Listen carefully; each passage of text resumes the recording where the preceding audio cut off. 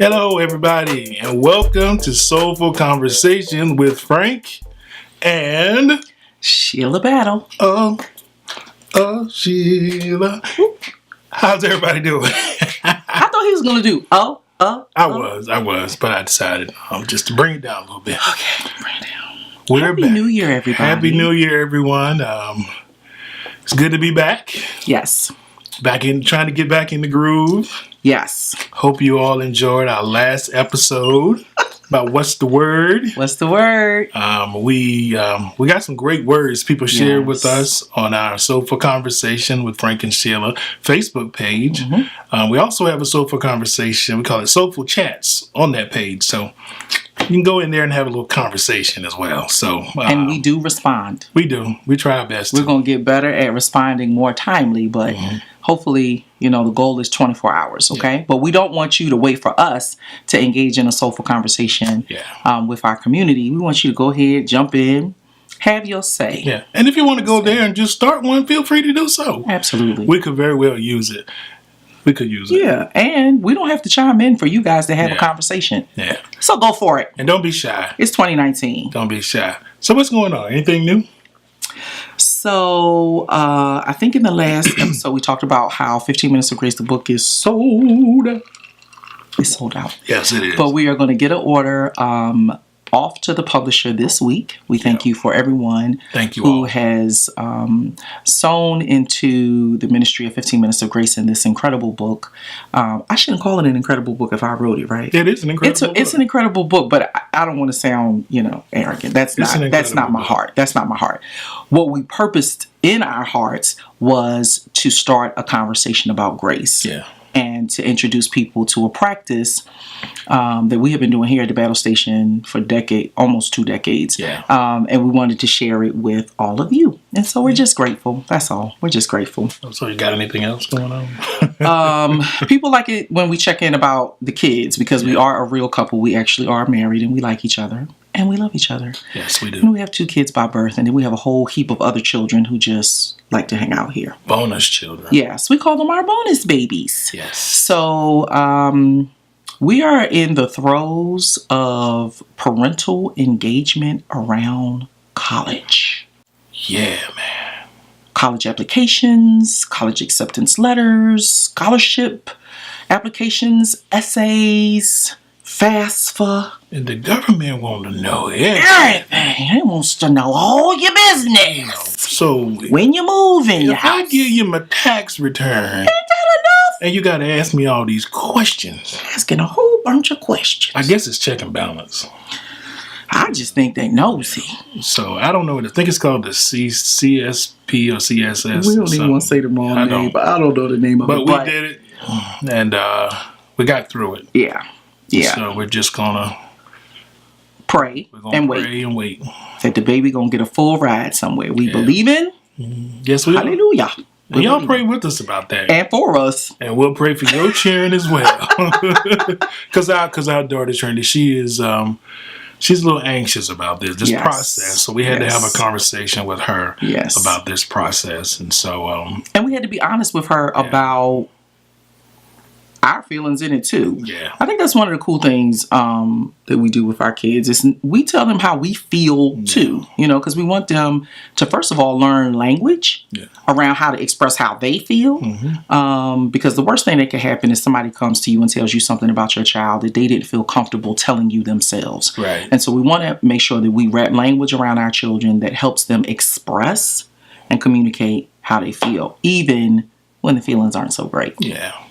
And we feel like, it helps them also build up the ability to communicate their feelings as well. So we have family members and bonus children that we know that, they kind of bottle up. Yeah. So, we try to work with them as well, but with our own, we do try to make sure that they're able to communicate how they feel. So that is that's our update from the Battle Station. We have an event. You got any church announcements? So I can't can't believe it. I told him, don't make me have an outburst. These is our church announcements. Please pay attention. Govern yourselves. Sister Sheila, go come to the mic. Come on, sister. Okay, so it's so ridiculous. Let him use you. I can't believe it. He did that. You a little bit clip? Yeah, I'm a little clip. You need to drink beverage? Okay. So our primary announcement for January is that on Friday, January the 18th, we are going to have a vision mapping class at the Arts Community Center here in beautiful North Chesterfield County. You can go to the website, SheilaBattle.com, to get more details. But we're not going to take up a lot of time with that because that's January 18th. Yeah, January 18th. I didn't say that? Yeah, you didn't say that. Okay, Friday, January the 18th. Yeah, and if you did, I missed it. It's okay. So it's for the people in the back. We're going to talk about communication. People in the back. Okay. All right. So today, good people, again, we just want to thank everybody for listening to the podcast, to watching on YouTube. Thank you for the feedback about us doing this as a YouTube thing as well. Yeah. We really appreciate that. We encourage you all to just subscribe to our channel and help our channel grow. We've gotten some feedback on Twitter from some folks who are on Twitter as well. And the handle is @Soulful Convo. So you can go there and follow us, and and then, but we really appreciate this small beginning. We're having fun with it, and so the main point of just having these soulful conversations with you all. So today we want to. We're gonna jump back into couple conversations, and we're not going to just say this is marriage because for married people or married couples, because we live in a society where people are in different stages of couplehood or coupleness, right? So we have viewers and friends and followers who are engaged. We have some who are in committed relationships but have not made the decision to exchange vows yet. And then we have our young people who are married 5 years or less. And I think tonight is not specifically for them, but especially for them. It's especially for them. One of our little sisters made a post on social media requesting, prayer and good wishes for people who are newly married and struggling. Yes. And so one of the things that Frank and I pride ourselves on is being transparent. We tell the good, the bad, and the ugly. And the person who is mostly telling the ugly is me. I tell the ugly too. But I tell it like at women's conferences and stuff. Like that. Tell all. I tell it all, and all of it. But I tell on me.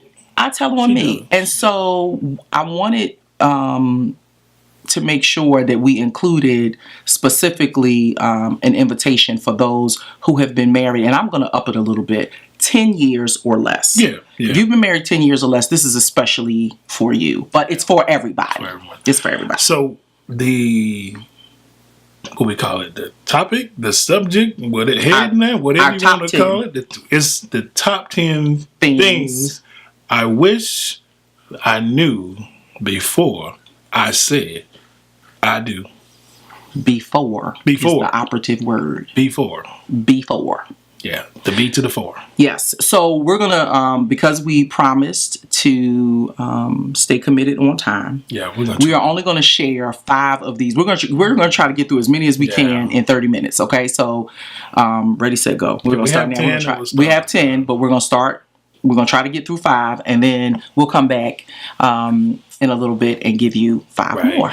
So our number 1 is, and that's not in order of importance. It's just in the order of our list. So it's not like this is the number 1 thing we wish we knew. It's just one on the list. Yes. And that is one, as far as the things I wish I knew before I said I do, is that communication is key.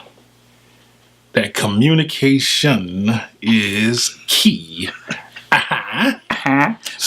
So in a previous episode, Mr. Frank had an on-the-spot revelation that there is no Rosetta Stone for communication. For communication. And that statement has followed us these last few weeks, and we've had quite a bit of discussion with other couples about that. And it's just simply true. There is no Rosetta Stone for communication. It is a practice that you have to engage in order to learn it. Nobody can just teach you. You got to get in the trenches with your spouse, figure out their communication style and how to effectively communicate with them. Right.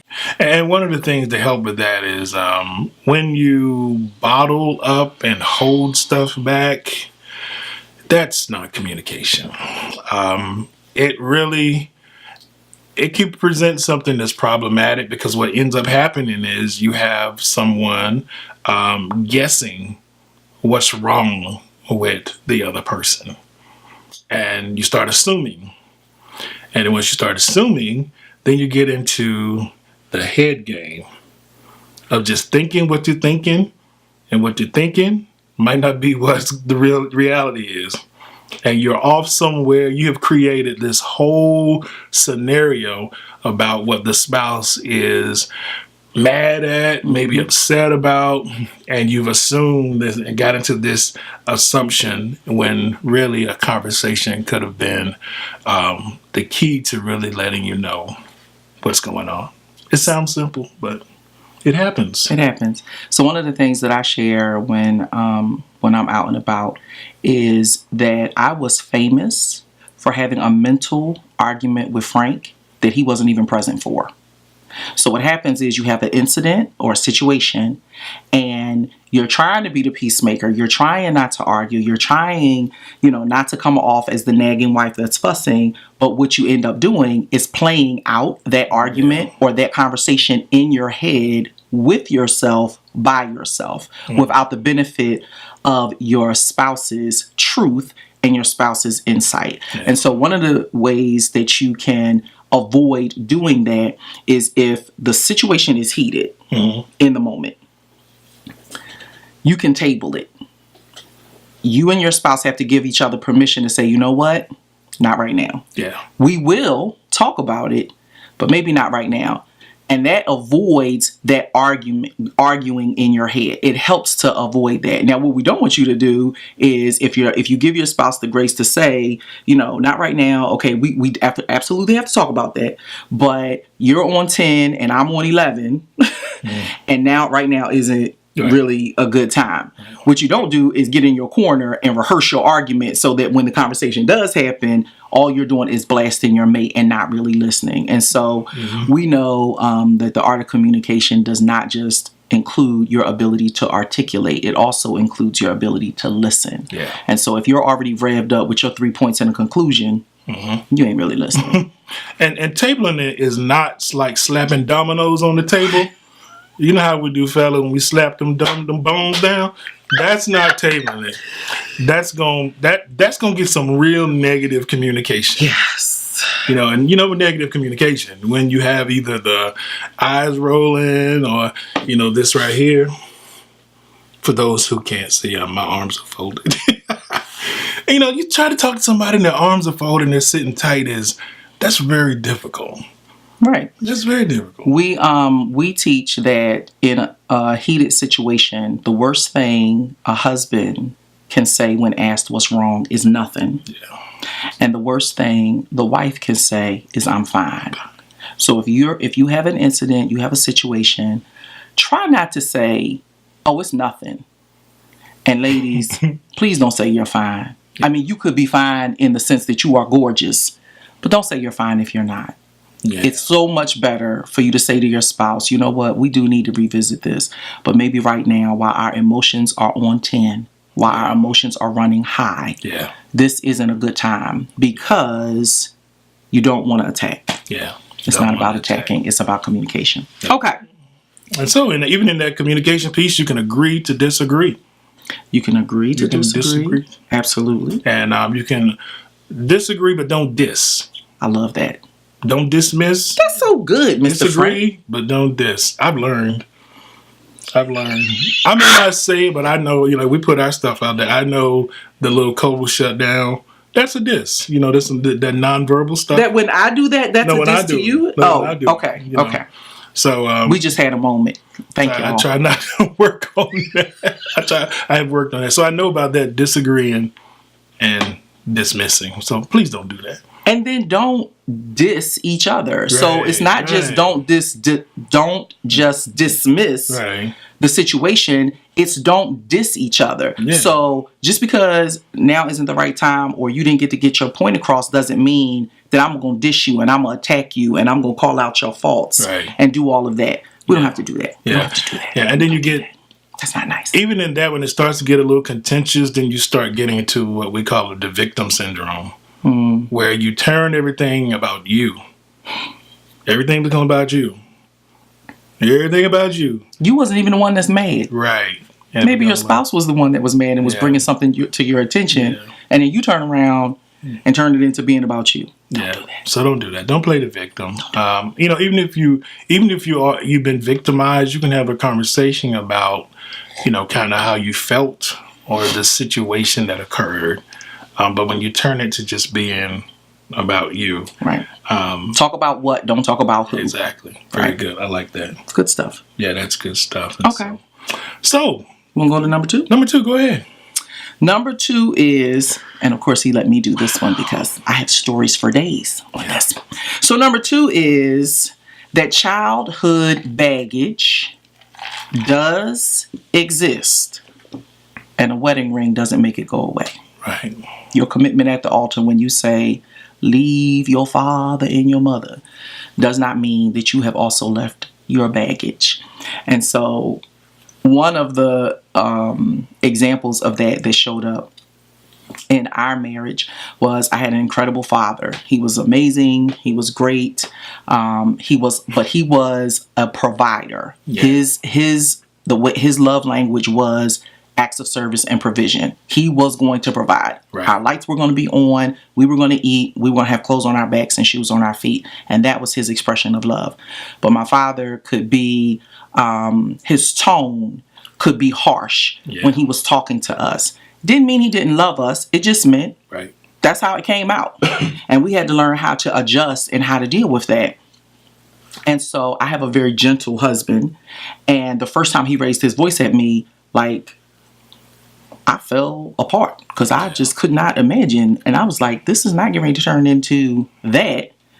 But that was childhood baggage that I was assigning to my husband that had absolutely nothing to do with him. Yeah, I remember that. So ladies, gentlemen, whichever side of that situation that you are on, because we understand and recognize that men, our kind kings, have been abused in their childhood too. And I'm not going to call what my father did necessarily abuse, but he could be abusive. It was not his intention to abuse, but his tone, the things that he said, it could be emotionally abusive and verbally abusive as well. So whatever side of the coin that you fall on in that and whatever range of trauma you have experienced, because we don't want to make light of anybody's childhood trauma. Right. But what we are saying is that just because you stand on an altar, just because you stand before a priest, a pastor, or someone and commit vows to one another, when you say that part about leaving and cleaving, it does not mean that you have left all of your childhood baggage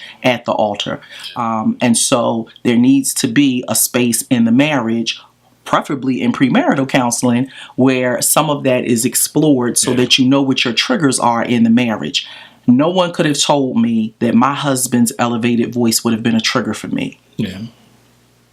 I wish I had known that before I got married. So this is why we're sharing these things with you. Sometimes you don't know what you don't know, but some things you kind of do know. We come into marriage with absolutes. I had always said that if I was with someone and I was in a committed relationship and they put their hands on me, I'm out.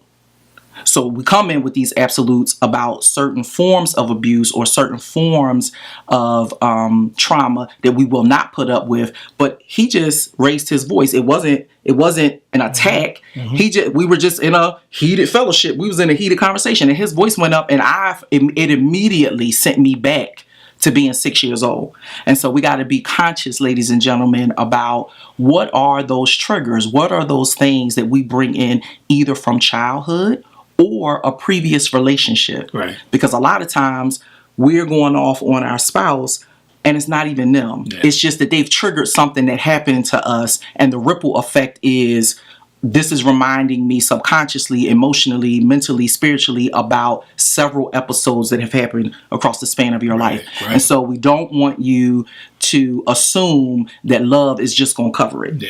Yeah. You need to talk about it. Yeah. You need to talk about it in premarital counseling, or find a coach, a counselor, somebody who can walk through those stages with you in a healthy way. And even if you're in a committed relationship with someone that you feel like will be that person, that one, you can approach those conversations, in a very, of course, you want to make sure it's a safe place to do it. Yes. It's a trusting relationship, because as we said, those things will come up. Yeah. And, even in that moment, that late that night when it happened to me, I always say it this way. I'm not smart enough to really say it this way, but that night when it happened and her response, and I basically said, "I'm not your dad. I'm not your dad." Yep. And I don't know where that came from. I didn't know about that part. I had seen some things that, would be a little, I just thought he was very stern. Right.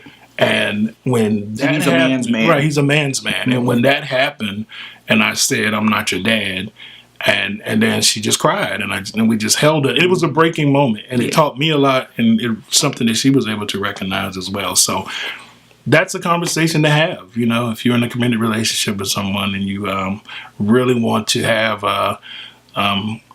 the fruit of that kind of flourish down the line, you could definitely save yourself some very intense moments. Yeah. Very much could save yourself some of those moments where you get very contentious and lead to something that could be detrimental to the relationship. Yeah. I don't know that we're going to make it to 5, but we got one more point to make about that. When because that was a pivotal moment in our marriage. Yeah, it was. That was a pivotal moment in our marriage. And see, he's telling it to y'all. I go and I tell this stuff, but he just told it. Yeah. So that's my part. I had to tell the truth. So here's the thing. When he said, "I'm not your dad," I had to own that was true. That's true. I could have said, "Well, why are you bringing my daddy into this? And what this got to do with this? And blah, blah, blah, blah, blah, blah," and kept the argument going. But it takes safety with somebody to be able to say, "You know what? It's nothing left in me to fight. You're right. Yeah. You're not my dad. And I should not be about to respond to you in a way that is indicative to a prior hurt or a previous trauma." Right. Like, it makes more sense for me to stand in the truth of this moment and say, "You know what, babe? You're right. You're not my dad. Yeah. And I'm not going to respond to you in a way that makes me feel defensive as if you're attacking me." Right. And so, ladies and gentlemen, when those moments happen, we pray that you don't blow past it. Yeah. Stop in those moments. Be present enough in it to say, "You know what? That's true." Yeah. And the truth will That's set you true. free. Truth will set The you free. truth will absolutely set you free. Yeah, the truth will set you free. So we'll move on for that. We can stay there. Yeah, we can stay right there, but we're going to move on. We're going to at least try to get We'll 3 of move these on. done before we So run out of time. let's see. The other thing is that little things really matter. Really do matter. And some of the things that come to mind,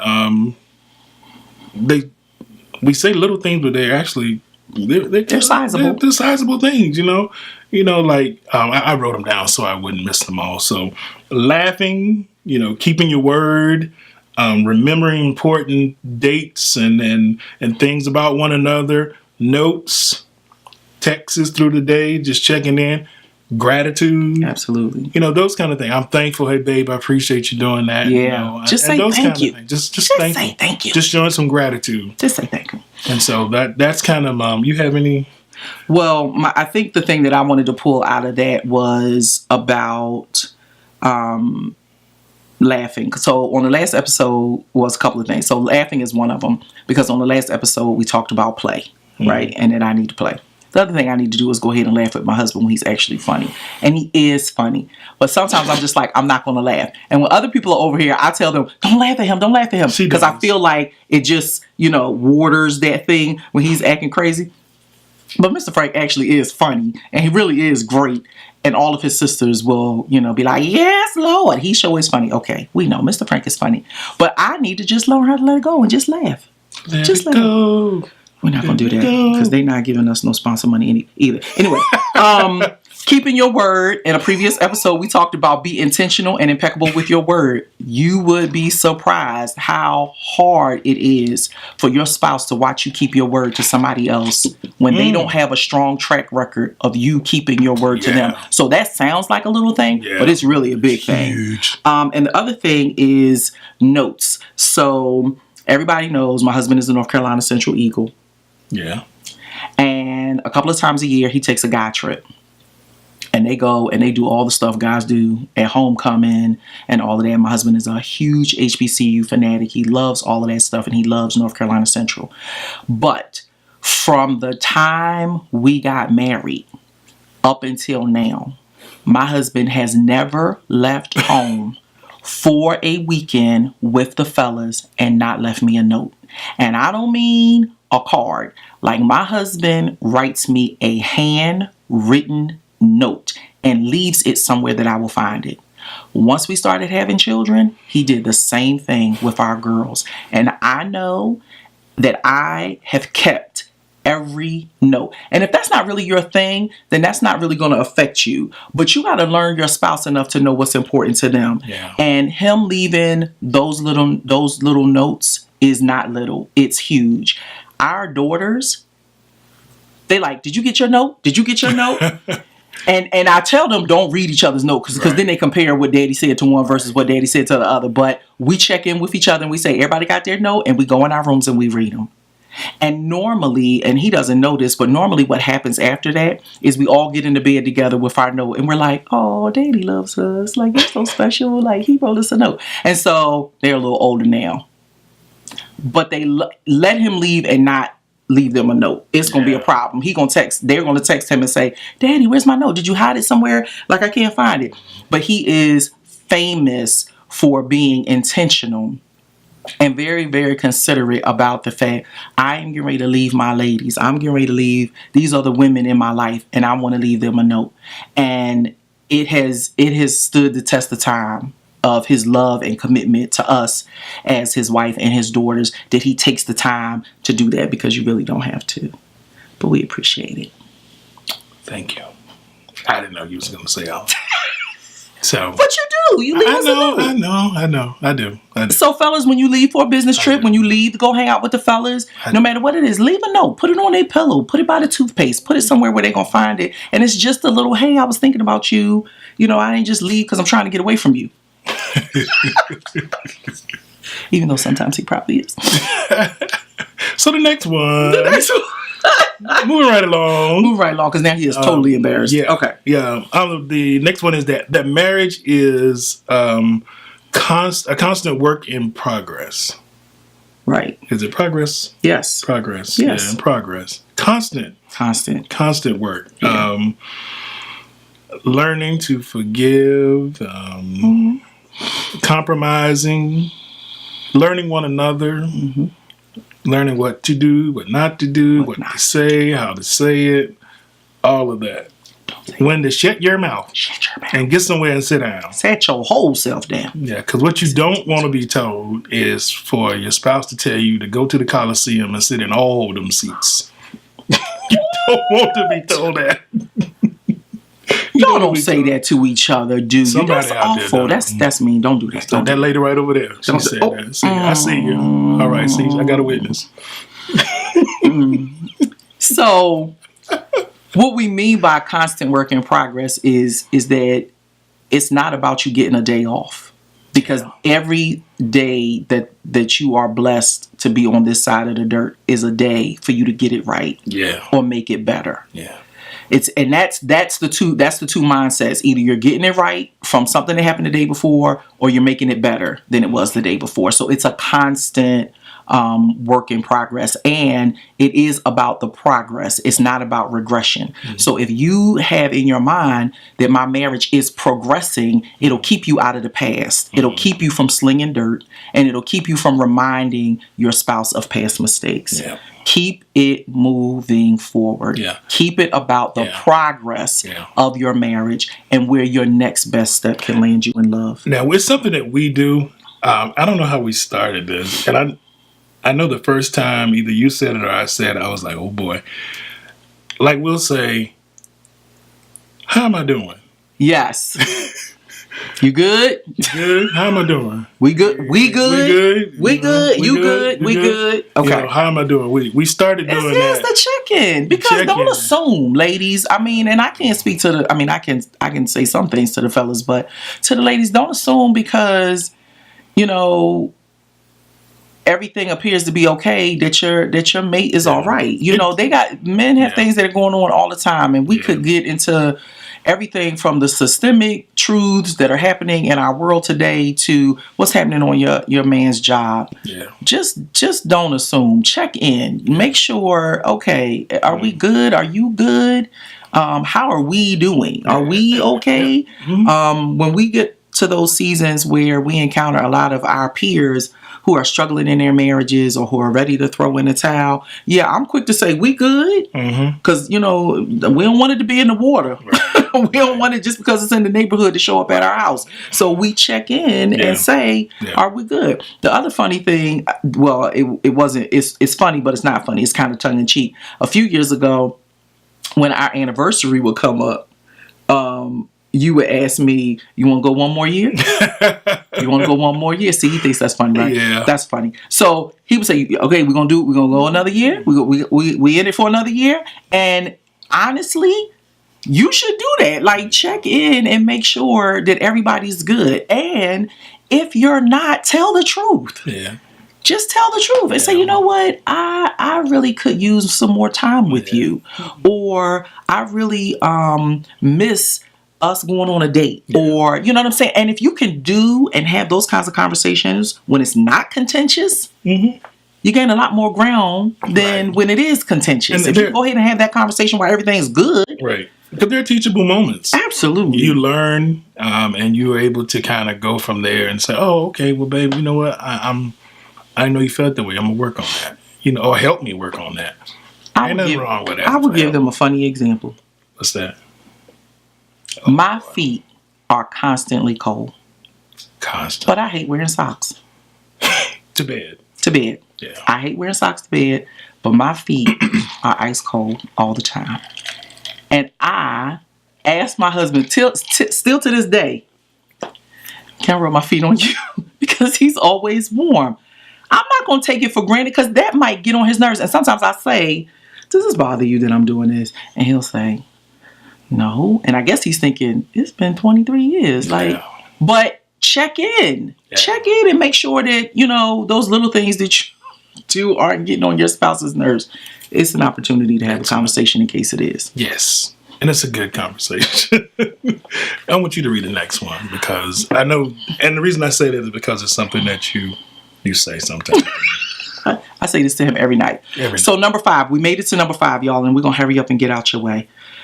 Number 5 is, it's okay to not always like each other, but you have to choose to love each other every day. It's okay if you having a moment and you like, I don't really like you right now. But I love you and I ain't going nowhere, but I really don't like you right now. So the reason that is the way rather that plays out in our marriage is probably almost every day.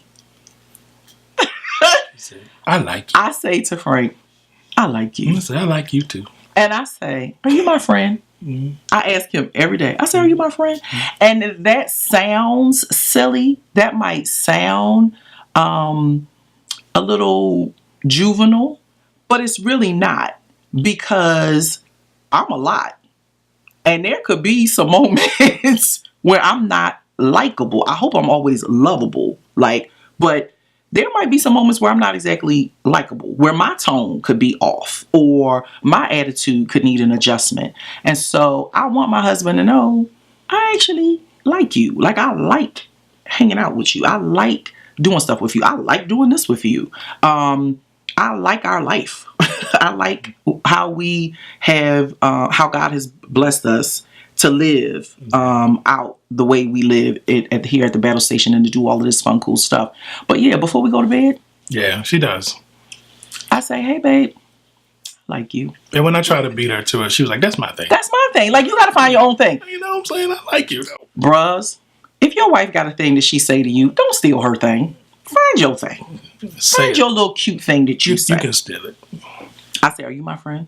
Yeah, she does. Because I want to be friends. I want us to be friends. Yeah. We could be married, lovers, all that good stuff, which is very, very important that you also maintain a healthy and quality friendship with your mate. Yes. And so those are the first five. So that we won't hold you along on the treadmill or on your way to work. Or you one of our viewers said that they watch and listen to the podcast running errands. That's arrows. On the treadmill. On the treadmill, yeah. Yeah. They run on the treadmill. So we want to do 30 minutes. Yeah. So when you know it's over, you can get off the treadmill. Get off the treadmill. And go over to something else and work out. So that's that. We'll come back with part 2 of this and do the next 5. And so, as always. Wait, we want them to comment. And we want them to share. And we want them to ask questions. Yeah. If you need clarity around anything that we shared tonight, or if you have an additional point of view, that's the other thing. Yeah. We need to remind all of y'all that we are not experts. We both ran through a couple of schools and got some certifications and did all of that stuff. But we don't get on here to present ourselves as experts. We get on here to present ourselves as a couple with experience. And we don't have a problem with sharing our experiences in hopes that it will benefit you. And so that's why we do this. Because I believe it was Mickey Howard who said experience is the best teacher. It was not Mickey. She did say that in one of her songs. Experience is a good teacher. I would sing it, but you got frog in your throat. Right there. But seriously, you can if you comment and if you have some things that you would like to present, to add to a list. I mean, yours might be, and to my friend Corey Marshall's word, yours might be dope, and we might put yours. We might explore that. We might explore that. So we just encourage you to do that. Comment on Social Conversation with Frank and Sheila on Facebook. If you're watching this on YouTube, you can comment there. But please subscribe and share. Yes. Please subscribe and share. I mean, and as we say, I know that just sounds salesy, but the reason why we do say that, because we seriously want to try to help as many people as possible. Seriously, we do.